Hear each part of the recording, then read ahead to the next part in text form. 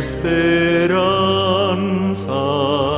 Cuando el turbión pase, me darás bonanza. Eres infinito y tu omnipotencia genera y sustenta toda la existencia. Gloria, oh gloria, hoy te tributamos tu gracia infinita. Adonai ansiamos. Gloria, oh gloria, hoy te tributamos tu gracia infinita. Adonai ansiamos.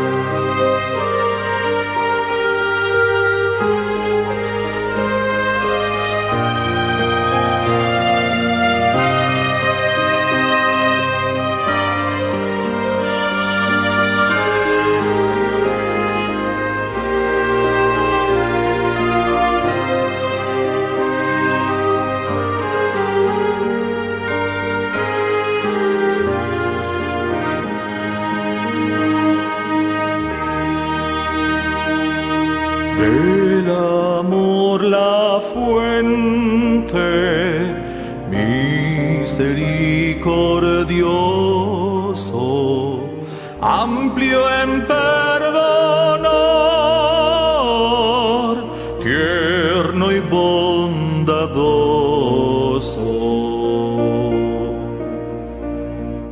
Santo, justo y bueno, no hay en ti mudanza. El alto y sublime, a ti mi alabanza. Gloria, oh gloria, hoy te tributamos tu gracia infinita. Adonai ansiamos. Gloria, oh gloria, hoy te tributamos tu gracia infinita. Adonai ansiamos.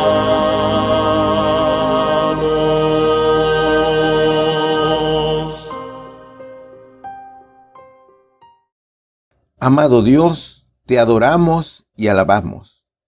Y en el nombre de Jesús pedimos tu santa bendición. Que tu Santo Espíritu se quede con cada uno de nosotros para que nos eduque en tu palabra, en esta hermosa lección que vamos a desarrollar el día de hoy. Bendice, Padre, a tus hijos y ayúdalos a comprender tu santa verdad. En el nombre de Jesús, tu Hijo amado, te lo pedimos. Amén. Dios tiene un plan de salvación para cada uno de nosotros. El Señor nunca se olvida de sus hijos, y Él está allí listo para acudir a su salvación. Cristo había prometido salvación a su pueblo. Esa salvación tenía una condición. La condición era la obediencia a sus órdenes. Israel era esclavo por más de 400 años en Egipto, y Dios se lo había dado a conocer al patriarca cuando le hizo la promesa. Pero Cristo, al ver la vida que solo era sufrimiento y dolor, que solo era esclavitud y desesperación, ya tenía preparado un plan para liberar a Israel. El Señor tenía una serie de acontecimientos que se iban a producir durante su liberación. Esa libertad tenía que celebrarse porque simbolizaba la venida de Cristo y su muerte para perdón de los pecados. Cristo mostraría los procedimientos que se requerían para salvar al pueblo de Israel. Y también mostraría los medios. Todo lo que se utilizaría simbolizaban a Jesús. Y tomarán de la sangre y pondrán en los dos postes y en el dintel de las casas en que lo han de comer, dice la palabra de Dios. Esa era la orden que tenían que cumplir para ser salvos. Ese acto debía cumplirse con mucha fe y estricta obediencia. Solo bastaría que el ángel destructor viera la sangre del cordero para seguir su curso. La sangre simbolizaba la sangre preciosa de Jesús que derramó en la cruz para perdón de los pecados. La lección se titula La sangre del cordero. Mis hermanos y hermanas, con vuestra benevolencia le damos la más cordial bienvenida a este programa. Agradecidos porque Dios ha permitido interactuar con todos y cada uno de vosotros a través de este medio. El tema tiene 4 subtemas que vamos a desarrollar. El primero dice elección del cordero. El segundo subtema dice la sangre era una señal. El tercer punto que vamos a estudiar es el cordero era un símbolo. Y el cuarto punto dice un momento decisivo. Vamos a desarrollar la lección, que está muy interesante para esta semana. El primer subtítulo dice elección del cordero. Cuando llegó el fin de la esclavitud de los israelitas y el día de la liberación, ¿qué instrucciones dio el Señor a Moisés y por su medio al pueblo? Vamos a estudiar el libro de Éxodo, el capítulo 12, versículos 3 y 4. Hablad a toda la congregación de Israel diciendo: en el día de este mes tómese cada uno un cordero por las familias de los padres, un cordero por familia. Y si la familia fuere tan pequeña que no baste para comer el cordero, entonces tomará a su vecino inmediato a su casa, y según el número de las personas, cada uno conforme a su comer, echaréis la cuenta sobre el cordero. Una de las promesas que Dios dio a su siervo Abraham era el nacimiento de una gran nación que se construiría y se constituiría en su pueblo. Pero ese pueblo viviría en territorio extranjero y sería esclavo por 400 años. La nación que los esclavizaría era Egipto, pero luego los libraría de esa esclavitud y castigaría duramente a esa nación. Y a su pueblo liberado le iba a dar una tierra llena de bendiciones, con muchas riquezas. Fue en Egipto donde se asentaron los hijos de Jacob. Allí llegaron como una familia. En esa nación nacería un hombre que sería príncipe del faraón. Ese hombre era Moisés, hijo de Amram y Jocabed, descendiente de la tribu de Leví. Leví fue hijo de Jacob. Pero, ¿cómo llegó Moisés a ser príncipe de Egipto? Fíjate, resulta que el pueblo de Israel anunciaba el nacimiento de un libertador. Y como el faraón egipcio de la época había sometido a esclavitud a los hebreos, se rehusaba a creerlo y pensaba que de ser cierto, se rebelaría el pueblo contra su reino. Por lo tanto, se quedaría sin esclavos. Entonces, ordenó echar al río a todos los niños varones que nacieran en el territorio egipcio. Claro, Satanás fue el instigador. de este plan. Sabía que entre los israelitas se levantaría un libertador. Y al inducir al rey a destruir a los niños varones, esperaba derrotar el propósito divino. Uno de los niños que nació en aquel tiempo fue Moisés.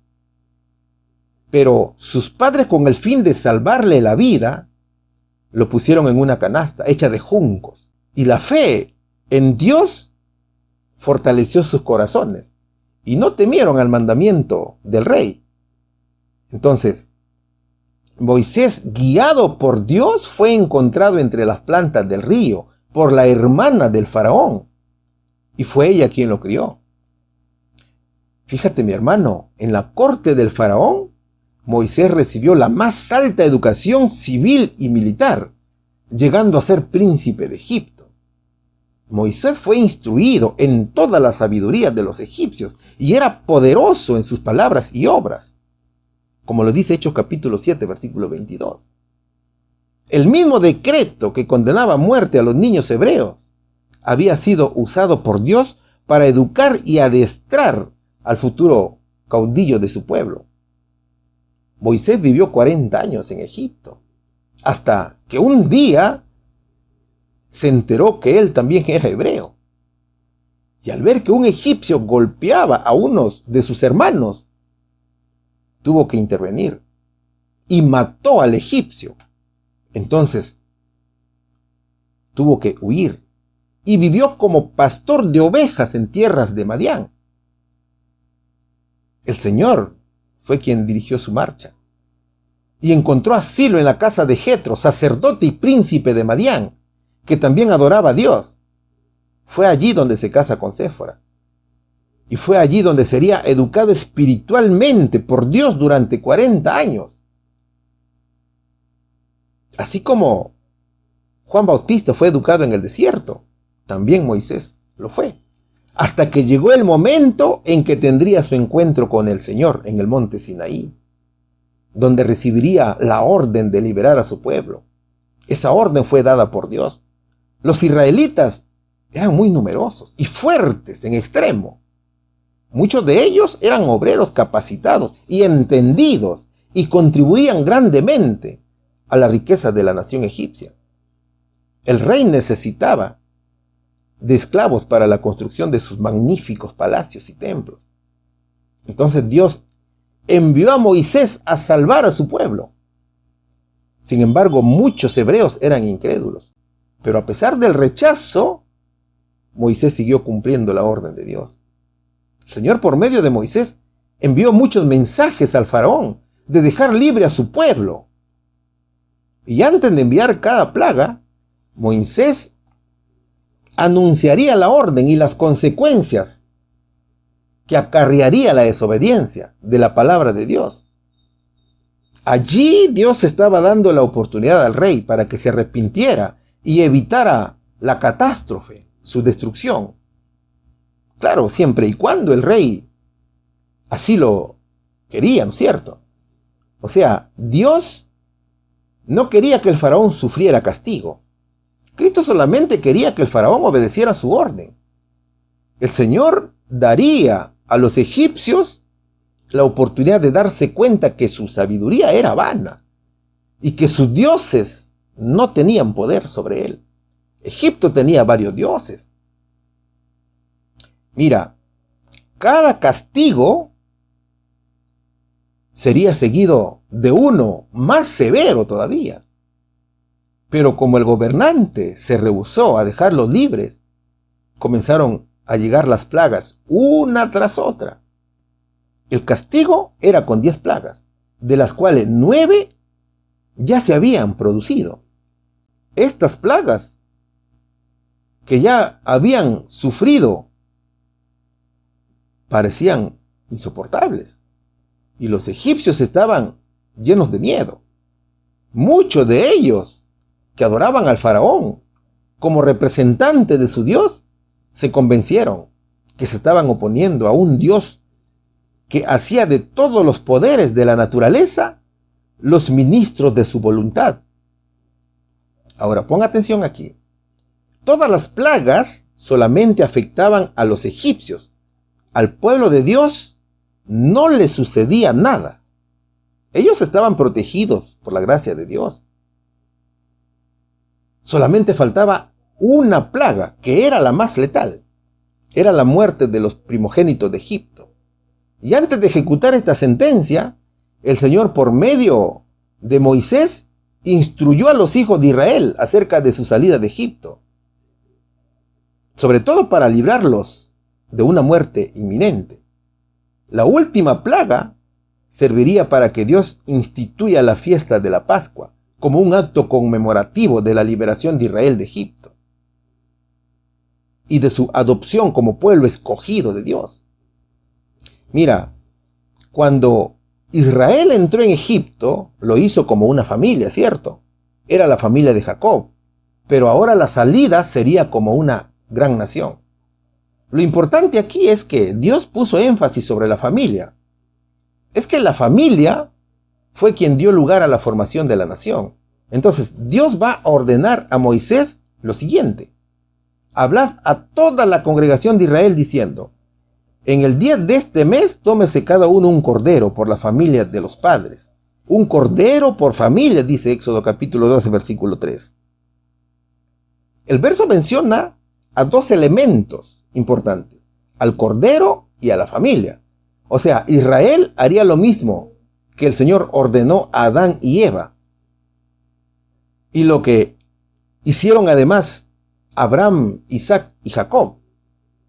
Ahora, los israelitas se habían convertido en una nación y Dios iba a liberarlos. La liberación sería por familias y también de manera individual. Tenía que haber un cordero en cada casa. Su sangre debía ser rociada sobre los marcos de las puertas, como lo veremos más adelante. Pero el verso también dice: y si la familia fuere tan pequeña que no baste para comer el cordero, entonces tomará a su vecino inmediato a su casa. Y según el número de las personas, cada uno, conforme a su comer, echaréis la cuenta sobre el cordero, como lo dice Éxodo capítulo 12, versículo 4. Dios te da la solución para todo. Para Dios no hay ningún imposible, mi querido hermano. Usted sabe que así como hay familias numerosas, con muchos hijos, también hay familias que no lo son.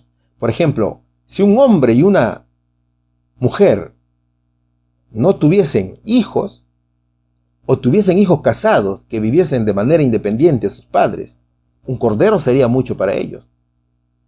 Porque solo hablamos de dos personas, ¿cierto?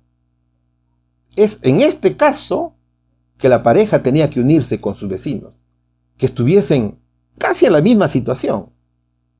Cada familia debía recibir una parte del cordero, conforme al número de personas. ¿Sabes por qué? Porque la salvación es individual. Y todo aquel que quisiera salvarse de la muerte debía comer de la carne del cordero. Hoy día también Dios nos dice que la salvación es individual, es personal. Y cada uno de nosotros tiene que tomar la sangre y comer el cuerpo de Cristo. Ahora, observa que Dios ordena tomar un cordero el día 10. ¿De qué mes? Del mes de Abib o del mes de Nisan, que sería el recuerdo de la Pascua judía. Primero, recordarían la liberación de Israel de la esclavitud de Egipto, y segundo, recordarían la alianza o el pacto entre Dios y su pueblo. Fíjate, los 400 años de esclavitud que Dios dijo a Abraham que su pueblo sufriría, ya se habían cumplido. Israel vivió 430 años en esclavitud. Así está escrito en Éxodo capítulo 12, versículo 40. Y ahora se iba a celebrar el día de su independencia, como nación libre, como nación independiente. Vamos a establecer una línea de tiempo. Fíjate ese cordero que había sido separado el día 10 de Abib. Ese cordero simbolizaba la entrada triunfal de Jesús a Jerusalén, que también se hizo el día 10 del mes de Abib o el 10 de Nisan. Es el cumplimiento de la profecía de Zacarías, capítulo 9, versículo 9, que dice: no temas, hija de Sión, he aquí tu rey viene montado sobre un pollino de asna. Es el momento en que grandes multitudes que vinieron a celebrar la Pascua a Jerusalén tomaron ramas de palmera y salieron a recibirle clamando: Hosana, bendito el que viene en el nombre del Señor, el Rey de Israel. Entonces, no te olvides, mi querido amigo, la orden que Dios dio a Moisés es que debía tomar un cordero por familia. Ese cordero separado el día 10 de Nisán o el 10 de Abib representaba la entrada triunfal a Jerusalén de nuestro Señor Jesucristo. Solo que los líderes de Israel, a pesar de saber las profecías, no se dieron cuenta que todo se estaba cumpliendo en la persona de Jesús. Vamos a la siguiente pregunta. ¿Qué nos dice la pregunta número 2? El subtítulo dice: elección del Cordero. ¿Qué animal iban a seleccionar? ¿Qué relación tenían con la criatura inocente? ¿Por qué tuvieron que matar al Cordero inocente justo en el momento de la liberación? Vamos a estudiar Éxodo capítulo 12, que es objeto de estudio en esta lección. Los versículos son el 5, el 6 y el 21. El cordero será sin defecto, macho, de 1 año. Lo tomaréis de las ovejas o de las cabras, y habéis de guardarlo hasta el día 14 de este mes, y lo inmolará toda la congregación del pueblo de Israel, entre las 2 tardes. Moisés convocó a todos los ancianos de Israel y les dijo: sacad y tomaos corderos por vuestras familias y sacrificad la Pascua. Primera de Pedro capítulo 1 versículos 18 y 19 dice: sabiendo que fuisteis redimidos de vuestra vana manera de vivir, la cual recibisteis por tradición de vuestros padres, no con cosas corruptibles, como oro o plata, sino con la sangre preciosa de Cristo, como de un cordero, sin mancha y sin contaminación. Moisés cumpliría el plan de Dios, que era liberar a su pueblo. Dios cumpliría la promesa hecha a Abraham. ¿Y los llevaría a dónde? A una tierra que Él ha preparado para que vivan como nación libre. A una tierra donde fluye leche y miel, dice la palabra de Dios. Observa la imagen. El plan de liberación era por secuencias, es decir, paso a paso. Habían pasado 9 plagas y solo faltaba una. Recordemos que con la 9ª plaga, que era la plaga de las tinieblas, estaba casi por cumplirse el plan de castigo para Egipto. Solo faltaba una plaga. Pero el rey estaba tan terco que no cedía a la orden de Dios. La plaga de las tinieblas desapareció porque Cristo así lo quiso. Pero el faraón de nuevo no permitió salir al pueblo de Dios. La oscuridad de la 9ª plaga era tan pesada que los egipcios la sentían físicamente.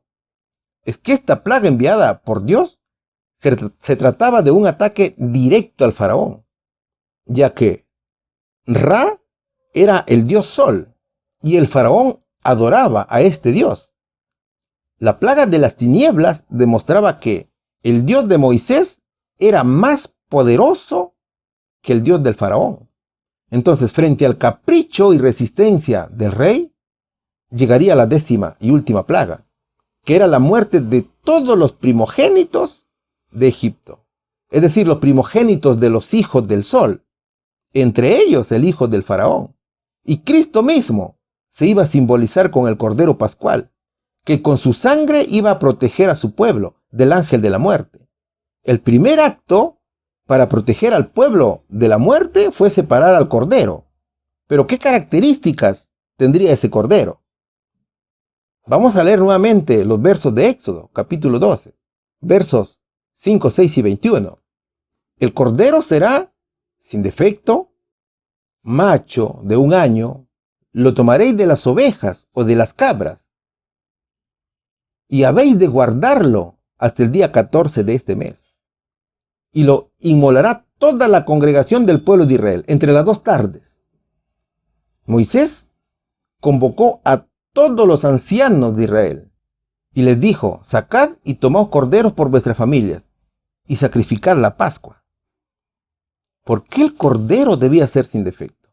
Mira, La ausencia de defectos y daños no solo correspondía con lo consagrado del propósito, al cual se dedicaban los sacrificios, sino que era un símbolo de la integridad moral de Jesús. Es que el sacrificio del Cordero simbolizaba precisamente el sacrificio del Mesías. Él era el verdadero Cordero inocente, sin pecado, que no debía tener ningún defecto. O sea, no debía tener ningún tipo de inclinación al pecado.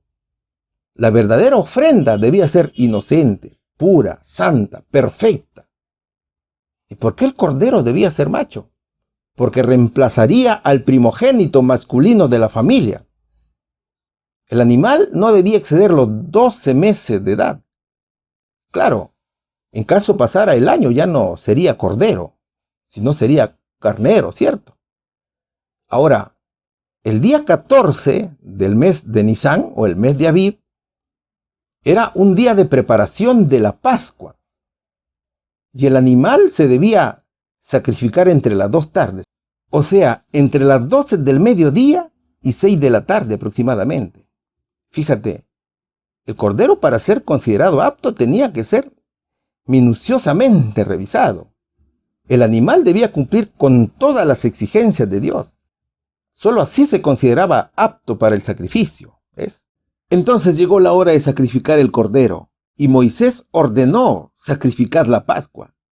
El cordero era la Pascua. Es por eso que Primera de Pedro capítulo 1 versículos 18 y 19 dice: sabiendo que fuisteis redimidos de vuestra vana manera de vivir, la cual recibisteis por tradición de vuestros padres, no con cosas corruptibles, como oro o plata, sino con la sangre preciosa de Cristo, como de un cordero sin mancha y sin contaminación. El cordero debía estar en casa de cada familia hasta el día 14, así como lo estás observando en la línea de tiempo. La Pascua sería una fiesta tanto conmemorativa como simbólica. No solo recordaría la liberación de Israel de la esclavitud de Egipto, sino que también señalaría la más grande liberación que Cristo habría de realizar para liberar a su pueblo de la servidumbre del pecado. No te olvides que la Pascua empezó con el nacimiento de la nación de Israel y la última noche de esclavitud en Egipto. Claro, allí no habían indicios de liberación. ¿Sabes por qué? Porque el faraón estaba terco y la última plaga no había llegado. Entonces, Dios ordenó que se prepararan para una liberación inmediata, porque Dios advirtió al faraón del juicio final de los egipcios y les ordenó que reuniesen a sus familias en sus moradas, debido a que el ángel destructor pasaría con el juicio a todos aquellos que no tuvieran la señal de Dios. Todos ellos serían eliminados. Ahora, ¿qué sucedió el día 14 después de que Jesús hizo su entrada triunfal a Jerusalén? Jesús mandó a preparar la Pascua. Jesús comió la Pascua con sus discípulos y allí instituyó la Santa Cena. O sea que en lugar de seguirse celebrando la Pascua de los judíos, la Iglesia de Cristo recordaría la muerte del verdadero Cordero. Es por eso que se celebra la Santa Cena en la Iglesia del Señor. Pregunta número 3. ¿Qué nos dice la pregunta número 3? El subtítulo dice: la sangre era una señal. ¿Dónde iban a poner la sangre del cordero sacrificado? ¿Con qué propósito? El libro de Éxodo, capítulo 12, versículos 7, 13 y 22, primera parte, dicen: y tomarán de la sangre y pondrán en los 2 postes y en el dintel de las casas en que lo han de comer. Y la sangre os será por señal en las casas donde vosotros estéis. Y veré la sangre, y pasaré de vosotros, y no habrá en vosotros plaga de mortandad cuando hiera la tierra de Egipto. Y tomad un manojo de hisopo, y mojadle en la sangre, que estará en una jofaina, y untad el dintel y los 2 postes con la sangre, que estará en un lebrillo. El cordero fue separado el día 10 y moriría el día 14 en la tarde, o sea, en el día de la preparación de la Pascua. Mira, Dios dijo a Moisés que el juicio para Egipto había llegado. y a la medianoche se juzgaría a la nación. Allí moriría todo primogénito de la tierra de Egipto, hasta el primogénito del faraón y todo primogénito de las bestias. Es decir, que Egipto, en esa nación, habría mucho dolor por desobedecer las órdenes de Cristo. Ahora Moisés le dice al pueblo que permanezcan en sus hogares y con la sangre del cordero tenían que marcar las puertas y los dinteles de sus casas. Pero ¿por qué marcar los postes y los dinteles de las puertas con sangre? ¿Qué significaba eso? Mira, los hijos de Israel vivían en Gosén, ¿cierto? Y Gosén pertenecía al territorio egipcio. Entonces, en la última plaga, Dios promete hacer una distinción entre el primogénito egipcio y el primogénito israelita. Pero esta promesa estaba sujeta a una condición, que era obedecer las órdenes de Dios. Los versos dicen: y tomarán de la sangre y pondrán en los dos postes y en el dintel de las casas en lo que han de comer. Y la sangre os será por señal en las casas donde vosotros estéis. Y veré la sangre y pasaré de vosotros, y no habrá en vosotros plaga de mortandad cuando hiera la tierra de Egipto. Y tomad un manojo de hisopo y mojadle en la sangre que estará en una jofaina, y untad el dintel y los dos postes con la sangre que estará en un lebrillo. La sangre representa la vida, ¿cierto? Así lo dice Levítico capítulo 17, versículo 11. Y la sangre en los postes y el dintel era la señal de la liberación. El rociado lo hacía el padre de familia o el hijo mayor, que representaba al sacerdote en esa época. Acuérdate que en aquellos tiempos todavía no se había establecido el sacerdocio de Aarón. Entonces Dios dice: si quieres vivir, tienes que obedecer. ¿Qué sucedería si algún israelita no obedecía? Si algún israelita no cumplía con la orden, con esa condición, y si era el primogénito de la familia, moriría. De hecho que también, si algún primogénito de Israel que se encontrara en alguna casa en la cual no se hubiera puesto sangre en los postes, por más segura que fuera esta casa, también moriría. Es decir, los primogénitos israelitas se salvarían porque había una muerte sustituta, que era el cordero. Entonces, la sangre del cordero sería quien los libraría de la muerte. ¿Te das cuenta? Rociar la sangre en los postes y dinteles simbolizaba la sangre de Cristo. Nosotros debemos creer en la sangre de Cristo, no solo porque Él murió por el mundo, sino que murió por cada uno de manera individual. Debemos apropiarnos de los beneficios del sacrificio expiatorio. No te olvides que la salvación es individual y Cristo es nuestra Pascua. El apóstol Pablo en 1 Corintios capítulo 5 versículo 7 lo dice: nuestra Pascua, que es Cristo, ya fue sacrificada por nosotros. Ahora, el hisopo usado para rociar la sangre era un símbolo de la purificación. El hisopo se usaba para la limpieza del leproso y de quienes estaban inmundos por su contacto con los muertos. Y el rey David lo dice en Salmos capítulo 51, versículo 7. Purifícame con hisopo y seré limpio. Lávame y seré más blanco que la nieve. ¿Ves? Pascua significa pasar por alto, porque el ángel de la muerte vería la sangre del cordero y seguiría su curso. Es decir, que el ángel pasaría primero por las casas donde vivían los hebreos, que estaban en Gosén. Luego iría a Egipto. Eso representa también nuestra situación actual.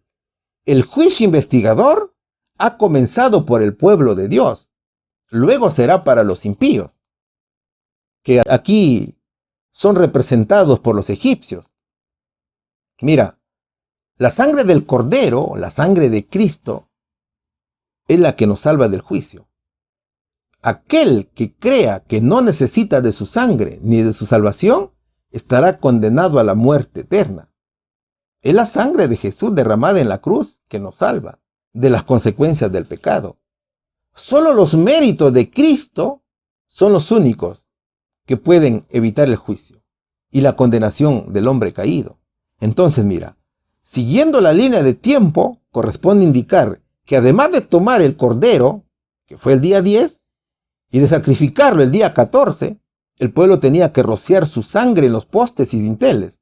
O sea, estamos en el día de la preparación de la Pascua, en donde nadie debía salir de la casa, principalmente los primogénitos, hasta la mañana del día 15 del mes de Nisán, o del mes de Aviv, como lo dice Éxodo capítulo 12, versículo 22. Pregunta número 4. ¿Qué nos dice la pregunta número 4? El subtítulo es: el cordero era un símbolo. ¿Quién estaba representado por el cordero pascual, cuya sangre los israelitas rociaron sobre el dintel de sus puertas? Vamos a estudiar el libro de Juan, capítulo 1, versículo 29. El siguiente día vio Juan a Jesús que venía a él y dijo: he aquí el Cordero de Dios que quita el pecado del mundo. A ver, Juan Bautista vivía en el desierto y con visión iluminada por el Espíritu de Dios estudiaba las actitudes humanas para saber cómo alcanzar esos corazones con el mensaje del cielo. El profeta tenía una misión y en la soledad, a través de la meditación y la oración, se preparaba para iniciarla. Él trataba de fortalecer su alma para la carrera que le esperaba. Fíjate, mi hermano, así como Moisés encontró su escuela y santuario en las montañas de Madián, Juan también encontró su escuela y su santuario en el desierto de Judea. Allí estudiaba las profecías y los símbolos que en los pergaminos se describían. Y con espíritu alegre, aunque asombrado, buscaba en los rollos proféticos las revelaciones de la venida del Mesías. Entonces, luego de esa preparación, ya estaba listo para salir como el mensajero del cielo, sin temor de lo terrenal, porque había mirado lo divino. ¿Cuál fue la misión de Juan Bautista? Juan vino a preparar el camino de Jesús, el camino al Cordero de Dios. El profeta proclamaba la venida del verdadero Cordero de Dios e invitaba al pueblo a arrepentirse, y como símbolo de la purificación del pecado, bautizaba en las aguas del Jordán. ¿Quién era el Cordero de Dios entonces? Era Jesús. Dicho en otras palabras, la misión de Juan Bautista era preparar el camino y presentar a Cristo Jesús, el Mesías, la figura central en la Biblia. Jesús y Juan eran primos. Sin embargo, no habían tenido relación directa. Jesús vivía en Nazaret de Galilea y Juan Bautista vivía en el desierto de Judea. O sea, vivían en ambientes diferentes, sin comunicarse el uno con el otro. Es que así lo había ordenado Dios. Juan creía que Jesús era el Mesías porque conocía los hechos que habían señalado su nacimiento. Juan Bautista había escuchado que en su infancia Jesús había discutido con los rabinos en Jerusalén. Sabía de la vida sin pecado que llevaba. Sin embargo, tenía ciertas dudas. No estaba tan seguro, porque había un periodo que el Señor no se manifestaba. No daba evidencia especial de su misión.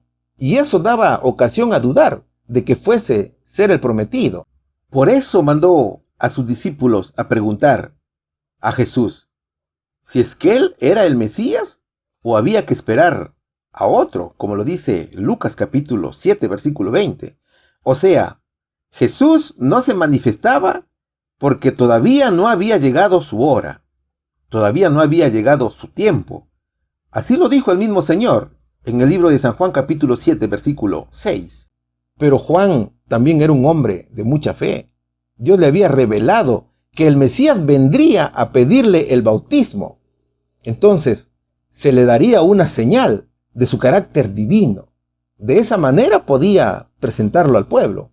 Entonces el profeta estaba en Betania, al otro lado del Jordán. Allí bautizaba y decía: yo bautizo con agua, pero hay entre ustedes uno a quien todavía no conocen. Aunque yo he llegado antes, él es más importante que yo y ni siquiera merezco ser su esclavo. Eso es lo que predicaba Juan. Y así lo dice Juan capítulo 1, versículos 26 y 27. en la Biblia versión traducción actual. Pero llegó el momento que Jesús supo que Juan había iniciado su obra.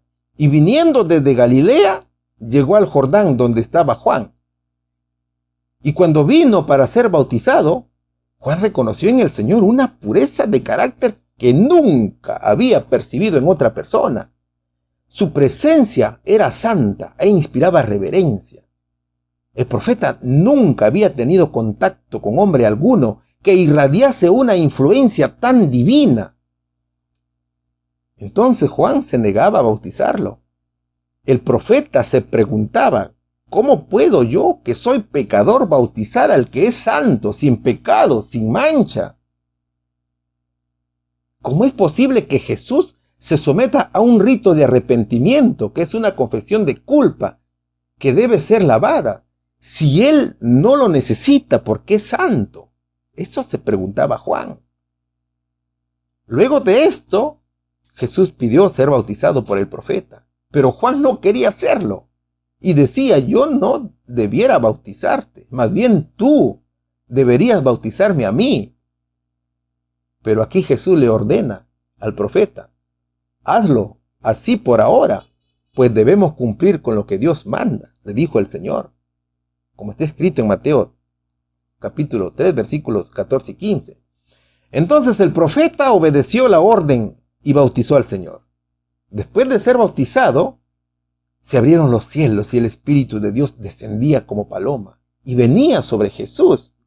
Entonces mira, Jesús no recibió el bautismo como confesión de culpabilidad propia, sino que se identificó con los pecadores, dando ejemplo de lo que nosotros debemos hacer. Luego de salir del agua, Jesús se arrodilló en oración a orillas del río Jordán. Además de Juan Bautista, pocos comprendieron la visión del cielo. Muchos se asombraron y miraron en silencio a Cristo. El Señor estaba bañado de la luz divina que rodea el trono de Dios. Su rostro, dirigido hacia arriba, estaba glorificado como nunca antes había visto ningún rostro humano. Y de los cielos se escuchó la voz de Dios Padre que decía: este es mi Hijo amado, en el cual tengo complacencia. Así lo dice Mateo capítulo 3, versículo 27. Juan estaba asombrado, alegre al ver a Jesús postrarse como suplicante para pedir con lágrimas la aprobación del Padre. El profeta, después de reconocer la señal que Dios le había prometido, estaba seguro que Jesús era el Redentor del mundo, a quien había bautizado. Pero ahora había llegado el momento de la presentación. Y Juan 1:29 lo dice. El siguiente día vio Juan a Jesús que venía a él y dijo: he aquí el Cordero de Dios que quita el pecado del mundo. Juan extendió su mano y señaló a Jesús como el verdadero Cordero. Era Jesús quien era simbolizado con el corderito que sacrificaban los judíos para perdón de los pecados. Dicho en otras palabras, Juan bautizaba y les decía a sus hermanos: Jesús es el sistema de sacrificios que él mismo ordenó en el santuario terrenal. Jesús es el Cordero de quienes hablaban los profetas y patriarcas. Este es el Cordero Pascual, cuya sangre los israelitas rociaron sobre el dintel de sus puertas para salvarlos de la muerte. Eso fue lo que dijo Juan Bautista. Solo que los líderes, escribas y fariseos, y también los saduceos y los principales de Judea no lo comprendieron. Pregunta número 5, ¿qué nos dice la pregunta número 5? ¿Qué preparativos debían hacer antes de comer el Cordero Pascual? ¿Qué representan? Vayamos a leer lo que nos dice Éxodo capítulo 12, versículos del 8 al 11. En aquella noche comerán la carne asada al fuego y panes sin levadura, con hierbas amargas lo comerán. Ninguna cosa comeréis de él cruda, ni cocida en agua, sino asada al fuego. Su cabeza con sus pies y sus intestinos. Ninguna cosa dejaréis de él hasta la mañana, y lo que habrá quedado hasta la mañana habéis de quemarlo en el fuego. Y así habéis de comerlo, ceñidos vuestros lomos, vuestro calzado en vuestros pies, y vuestro bordón en vuestra mano, y lo comeréis apresuradamente, Es la Pascua de Jehová. Juan capítulo 6, versículos 51, 54 y 56 nos dice: yo soy el pan vivo que descendió del cielo.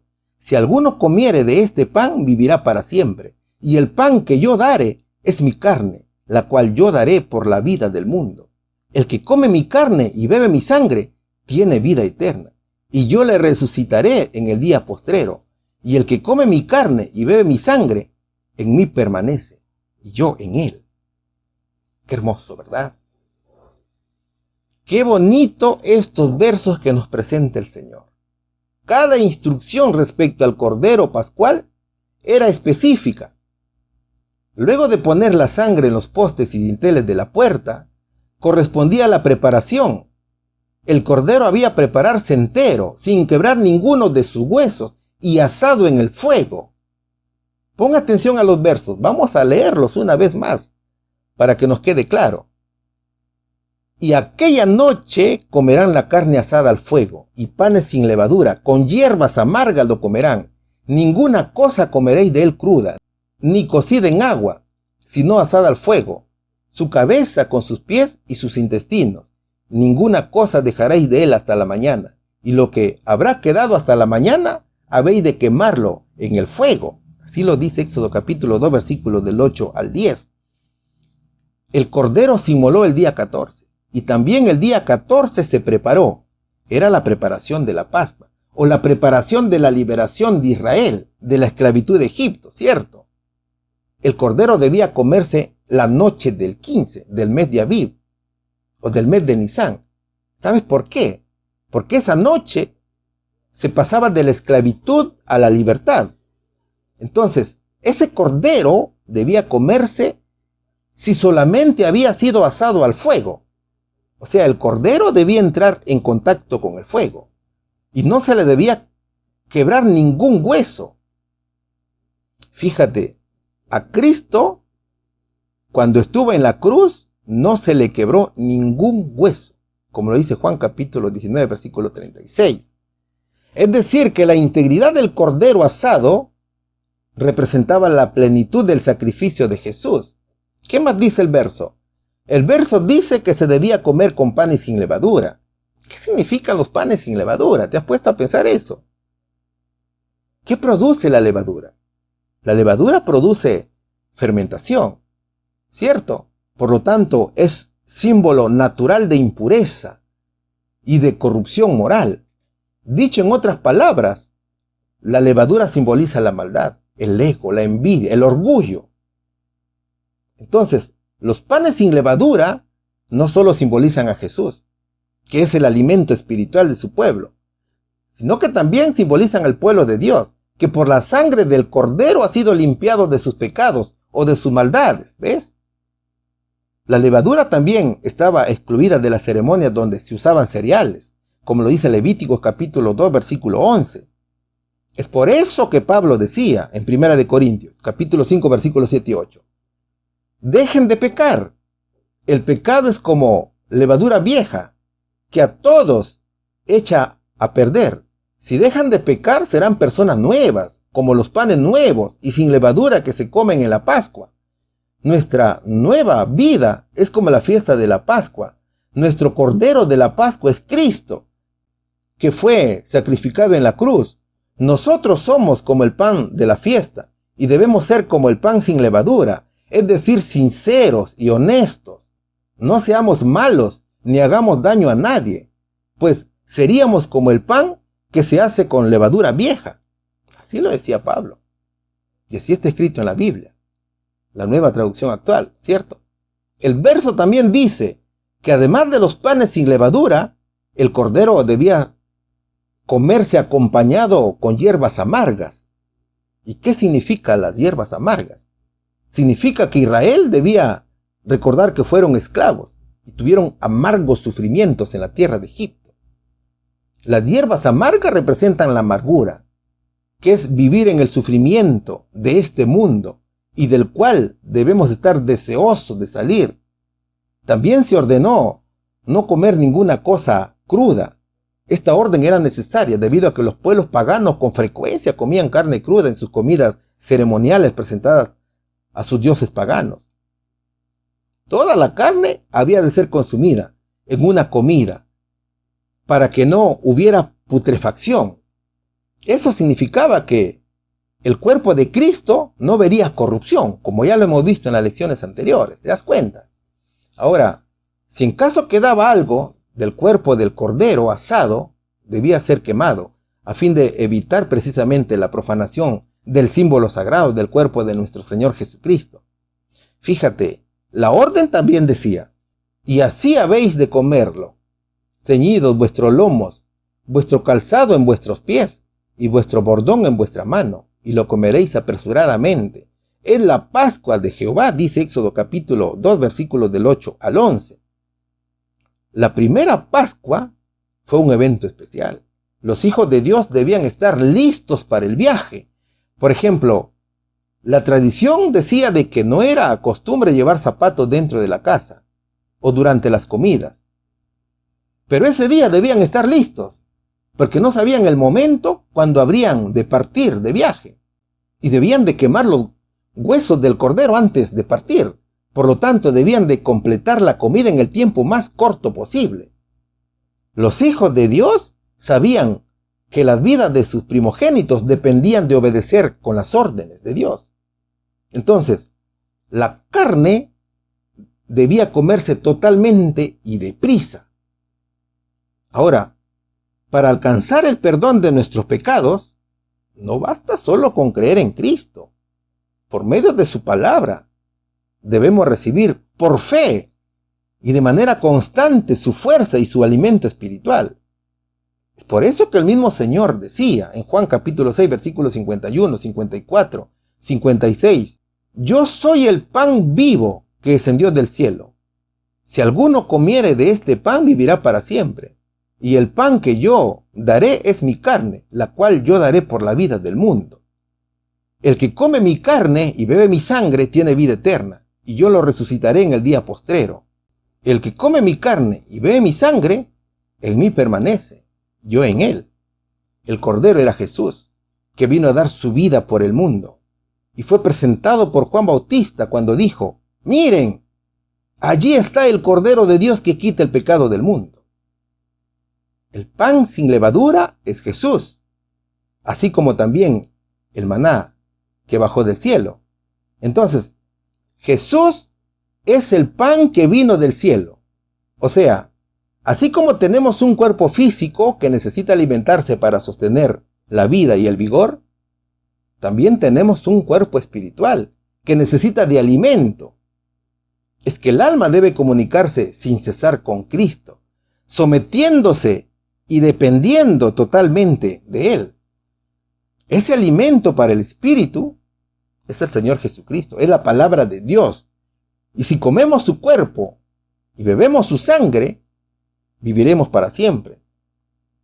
Es decir, primero tenemos que reconocer que somos pecadores, luego pedir perdón en oración y ruego, después testificar de Jesús y vivir bajo su ley, en estricta obediencia. Y si morimos haciendo su voluntad, seremos resucitados en el día postrero. ¿Sabes por qué? Porque la sangre de Cristo es la vida eterna. Y esa es la promesa que Él mismo nos ha dejado. Es pregunta número 6. ¿Qué nos dice la pregunta número 6? El subtítulo dice, un momento decisivo. Esa noche, ¿qué le sucedería a los egipcios? Que no creyeron en Dios, ni estuvieran bajo la gracia redentora del Señor. Vamos a leer el libro de Éxodo, capítulo 12, versículo 12. Pues yo pasaré aquella noche por la tierra de Egipto, y heriré a todo primogénito en la tierra de Egipto, así en los hombres como en las bestias, y haré juicios en todos los dioses de Egipto. Yo Jehová. Egipto estaba siendo sometida a juicio, y ahora faltaba el golpe mortal a la arrogancia de un rey que se rehusaba a obedecer a Dios. La ejecución de ese castigo era sobre todos los dioses de esa nación. Ya con la plaga de las tinieblas, Dios demostró al faraón que era más poderoso que su Dios de las tinieblas. En Egipto muchos animales eran endiosados y adorados. Por ejemplo, el buey representaba al dios Apis. Claro, algunos animales domésticos ya habían sufrido como resultado de las plagas previas, pero ahora debía ser muerto cada primogénito de los animales. Esta plaga afectaría a bueyes, carneros, vacas, a cocodrilos, a serpientes, a gatos, a perros. ¿Ves? Todos estos animales eran considerados, muchos de ellos, como sagrados. Aunque muchos de ellos no eran de valor comercial, ni tenían utilidad para los egipcios. Su muerte súbita y simultánea ciertamente impresionaría a los egipcios. Esa plaga era la más eficaz, que sin duda el faraón dejaría ir a los hebreos. Así lo dice Éxodo. Pues yo pasaré aquella noche por la tierra de Egipto, y heriré a todo primogénito en la tierra de Egipto, así en los hombres como en las bestias, y haré juicios en todos los dioses de Egipto. Yo, Jehová, dice el Señor.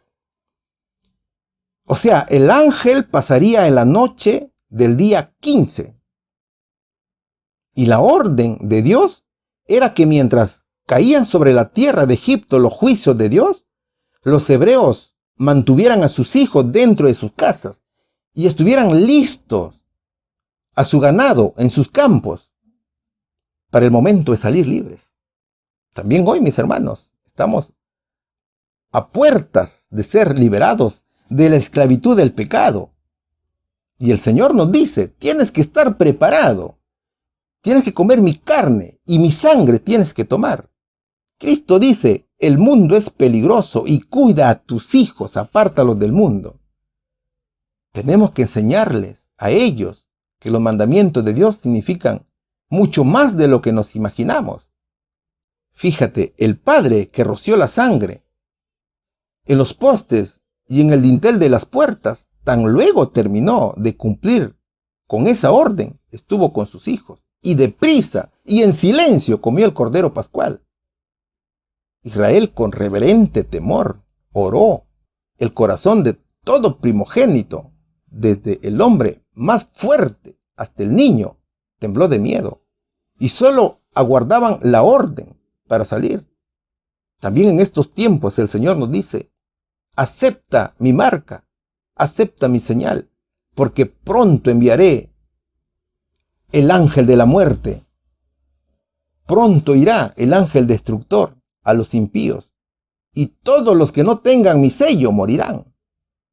Así que, ven pronto, mi querido amigo, porque no sabemos el momento que vendrá el Señor a salvarnos.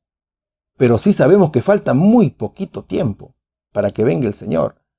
Pregunta número 7. El subtítulo dice, un momento decisivo. ¿Qué señal se colocó en todos los postes de las puertas de los israelitas creyentes? ¿Qué gran significado tenía? ¿Qué proporciona refugio y vida al fiel pueblo de Dios? Continuamos estudiando Éxodo capítulo 12, versículo 13, versículo 22, parte final y también el versículo 23. Y la sangre os será por señal en las casas donde vosotros estéis. Y veré la sangre y pasaré de vosotros. Y no habrá en vosotros plaga de mortandad cuando hiera la tierra de Egipto. Y ninguno de vosotros salga de las puertas de su casa hasta la mañana, porque Jehová pasará hiriendo a los egipcios, y como verá la sangre en el dintel y en los dos postes, pasará Jehová aquella puerta, y no dejará entrar al heridor en vuestras casas para herir. Hebreos capítulo 11, versículo 28 dice, por fe celebró la Pascua y el rociamiento de la sangre, para que el que mataba los primogénitos no los tocase. Y Apocalipsis capítulo 9, versículo 4 dice, y le fue mandado que no hiciesen daño a la hierba de la tierra, ni a ninguna cosa verde, ni a ningún árbol, sino solamente a los hombres que no tienen el sello de Dios en sus frentes. Muy interesante estos versos, ¿cierto? La orden de Dios para liquidar a los primogénitos de Egipto ya estaba dada, y la señal para proteger a su pueblo ya había sido hecha por los hebreos. La señal era la sangre del cordero que simbolizaba a Jesús. Leamos nuevamente los versos para entenderlos bien. Y la sangre os será por señal en las casas donde vosotros estéis. Y veré la sangre y pasaré de vosotros. Y no habrá en vosotros plaga de mortandad cuando hiera la tierra de Egipto. Y ninguno de vosotros salga de las puertas de su casa hasta la mañana, porque Jehová pasará hiriendo a los egipcios. Y como verá la sangre en el dintel y en los dos postes, pasará Jehová aquella puerta y no dejará entrar al heridor en vuestras casas para herir. Por la sangre de Cristo se salvaría el pueblo de Dios. O sea, no bastaba la muerte del Cordero para que los primogénitos israelitas se pudieran salvar, sino que el pueblo de Dios debía cumplir sus órdenes y tener mucha fe en la palabra de Dios. Esas órdenes eran expresas dadas por Dios. ¿Cuáles eran? Colocar la sangre en los dinteles y en los postes, asar el cordero, debían de comer el animal asado, los panes sin levadura, las plantas amargas, permanecer dentro de la casa, todo en su respectivo tiempo. Era en orden, ¿no es cierto? Era paso a paso. Claro, hubieron egipcios que se salvaron porque aceptaron el mensaje de Dios y se encontraban en las casas de los israelitas. Ellos eran primogénitos también, pero creyeron en Dios, en el Dios de Israel, y vinieron y buscaron refugio en las casas de los hebreos. Pero también hubieron hebreos primogénitos que murieron porque no obedecieron la advertencia y por estar en casa de sus amigos los egipcios murieron, ¿cierto? Mira, los padres y las madres tenían en sus brazos a sus primogénitos, pero como las casas tenían como señal la sangre del cordero, estaban seguros. La sangre era la garantía de la protección del Salvador. El exterminador no entró, mis hermanos. La muerte fue primero a Gosén, donde vivían los israelitas, como ya te lo dije. Gosén era un territorio o un lugar que pertenecía a territorio egipcio, y allí vivía el pueblo de Dios. Entonces, el juicio comenzó por el pueblo de Dios, luego fue a Egipto, donde a medianoche hubo un gran clamor, porque no había casa donde no hubiera un muerto. Todos los primogénitos de la tierra, desde el primogénito del faraón, que se sentaba sobre su trono, hasta el primogénito del cautivo que estaba en la cárcel, y todo primogénito de los animales murió. Así está escrito en Éxodo capítulo 12, versículos del 29 al 30. Los primogénitos israelitas se salvaron porque hubo una muerte sustituta para ellos. ¿Cuál era la muerte sustituta? Era el cordero. Es por eso que el verso dice: y veré la sangre y pasaré de vosotros, y no habrá en vosotros plaga de mortandad. ¿Te das cuenta? Entonces, la muerte, al momento de pasar, veía la sangre y pasaba por alto su ingreso a las casas. Es por eso que la Pascua significa pasar por alto. Los hijos de Dios actuaron con fe. Y Hebreos capítulo 11, versículo 28, dice: por fe celebró la Pascua y el rociamiento de la sangre, para que el que mataba a los primogénitos no los tocase. Para nosotros no basta la muerte de Cristo en la cruz. Nosotros necesitamos de su ministerio sacerdotal en el santuario celestial. Nuestros pecados deben ser transferidos al santuario para que en el día del juicio puedan ser expiados en la purificación del santuario celestial, ¿cierto?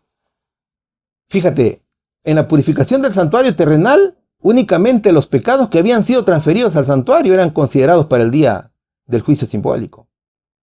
¿Y cuál es la enseñanza de todo esto para la iglesia de hoy? Apocalipsis capítulo 9, versículo 14 lo dice: y le fue mandado que no hiciesen daño a la hierba de la tierra, ni a ninguna cosa verde, ni a ningún árbol, sino solamente a los hombres que no tienen el sello de Dios en sus frentes. Mi querido amigo, falta poco para la liberación definitiva del pueblo de Dios, de Israel espiritual. Y el Señor nos está exhortando a los padres y dice: juntad a vuestros hijos en vuestros hogares, separadlos de aquellos que desprecian los mandamientos de Dios, que enseñan y practican lo malo. Salid de las grandes ciudades, dice. Salid del mundo, rápido. Estamos en los últimos días y debemos prepararnos para el juicio de Dios, para que Cristo no nos sorprenda haciendo cosas que practican los paganos. Los padres deben ser ejemplo para sus hijos. Mira, cuando el verso dice que no se hiciese daño a la hierba, ni a árbol, significa que los simbólicos árboles representan a las personas que tienen el sello de Dios en sus frentes, en contraste con aquellos hombres que no lo tienen. La frente simboliza el carácter de la persona, su voluntad y decisión. O sea, la frente es sinónimo de la mente, ¿no es cierto? Y Pablo dice algo interesante en Romanos capítulo 7, versículo 25. Gracias a Dios por Jesucristo, Señor nuestro. Así que yo mismo con la mente sirvo a la ley de Dios. Entonces, la ley debe ser sellada mediante la observancia del sábado, como verdadero día de reposo, y debe estar en la frente de los siervos de Dios, porque es la señal entre Dios y su pueblo. Entonces, al igual que en la liberación de Israel de la esclavitud de Egipto, el ángel exterminador pasará nuevamente por la tierra. Y así como se untaron los postes y dinteles de las puertas como señal de liberación, también hoy los hijos de Dios tienen una marca. La marca es la observancia de su santo sábado. Yo soy Jehová vuestro Dios. Andad en mis estatutos y guardad mis preceptos y ponedlos por obra y santificad mis días de reposo y sean por señal entre mí y vosotros, para que sepáis que yo soy Jehová vuestro Dios. Así lo dice Ezequiel capítulo 20, versículos 19 y 20. Mi querido amigo, jamás pienses que Dios va a acceder a nuestras condiciones. Él ha dejado su ley y el sábado es un mandamiento eterno. Así que cuando te digan que el domingo es el día del Señor, no creas. Y si estás en una iglesia que guarda el domingo, sal de allí, ven pronto a la iglesia de Dios. Su desobediencia puede traerte muy graves consecuencias. Dios está probando nuestra fe para luego cumplir con la promesa hecha en aquellos que obedecen y cumplen sus órdenes. Así que guarda el sábado, mi querido amigo. Mis hermanos, Dios hizo un pacto con Abraham. El pacto consistía en que de su descendencia nacería una nación, que fue Israel. Al principio, Israel fue una familia que estuvo conformada por Jacob, sus mujeres, sus hijos, sus nietos. Ellos fueron a Egipto y en Egipto se multiplicaron. Pero fueron esclavos, tal y como lo había dicho el Señor.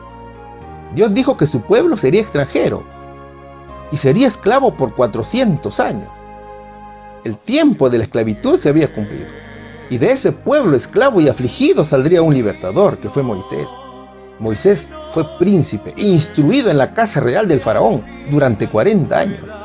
Pero tuvo que huir al desierto, porque no soportó ver los abusos que se cometían contra su pueblo. Moisés vivió en los desiertos de Madián, donde fue educado espiritualmente, y fue allí donde recibió la misión de Dios de liberar a su pueblo. Dios castigaría a Egipto por su rebeldía a no obedecer su orden de dejar libre a Israel. Habían pasado 9 plagas y solo faltaba una, que era la muerte de los primogénitos de Egipto. Entonces Dios tenía un plan para proteger de la muerte a su pueblo. Ellos tenían que elegir el día 10 de Nisán o 10 de Abib un cordero que sería sin defecto, macho, máximo de 1 año de edad. Ese cordero debía ser sacrificado el día 14 del mismo mes y su sangre debía ser rociado en los postes y dinteles de las puertas de las casas. Esa actividad debía ser hecha por el padre de familia o el hermano mayor en caso de que el padre hubiera muerto. En esa época todavía no había sacerdote, ¿no es cierto? Entonces el padre o el hermano mayor cumplían esa función, la función del sacerdote. El cordero simbolizaba a Cristo y su sangre era la señal. Esa sangre era la marca con la cual la muerte distinguiría a los israelitas de los egipcios. Entonces, cuando el ángel destructor pasara por las casas de los hebreos y encontrara las casas marcadas con la sangre del cordero, este pasaría por alto. Y los primogénitos serían salvos. Pero si el ángel no encontraba las puertas con sangre, ingresaba y mataba a los primogénitos. Ese cordero que iban a sacrificar debía ser asado en fuego, sin quebrar ningún solo hueso, y debía ser comido con panes sin levadura y con plantas amargas. Los hijos de Dios debían comerlo con los lomos ceñidos, con los zapatos puestos y el bordón en la mano. Ellos debían estar listos para salir de viaje, porque su libertad comenzaba a partir de la orden. Mis hermanos, todo representaba a Jesús. El pueblo de Dios tiene una señal. La señal es el día sábado. Y de igual manera, como en la liberación de Israel, el ángel destructor distinguió la sangre del cordero para pasar por alto, esta vez distinguirá el sello de Dios, que es el sábado. Y todos aquellos que no la tengan serán destruidos, como lo fue Egipto en su momento. Sobre los impíos caerán las últimas plagas que Dios ha dispuesto. No te olvides que el sello tiene que ver con el día de adoración, con el día que Dios ha ordenado guardarlo, como reconocimiento de que Él es nuestro creador y creador de los cielos y de la tierra. Ese mandato, ese mandamiento, esa orden es el cuarto mandamiento. Un bendecido día, mis queridos hermanos. Que Dios los bendiga grandemente. Hasta la próxima semana, si Dios así lo quiere. Una bendición para todos mis hermanos, en el nombre de Jesús. Amén. Gracias por tu mensaje, Padre Celestial. Ahora, guárdalo en nuestras mentes para cumplir tu ley, para ponerlo en práctica, para seguirte adorando y para continuar por este camino que tú nos has mostrado hasta llegar a la tierra prometida. Enséñanos a cumplir tu pacto. Ayúdanos, Señor, porque queremos ser obedientes con tus mandatos. Ayuda a nuestros hermanos que están enfermos, Padre. Pon tu mano poderosa sobre ellos. Sánalos. Hay muchos hermanos en el mundo que sufren, Padre mío, por estas enfermedades. Bendícelos y protégelos. En el nombre precioso de tu Hijo amado Jesús te lo pedimos. Amén.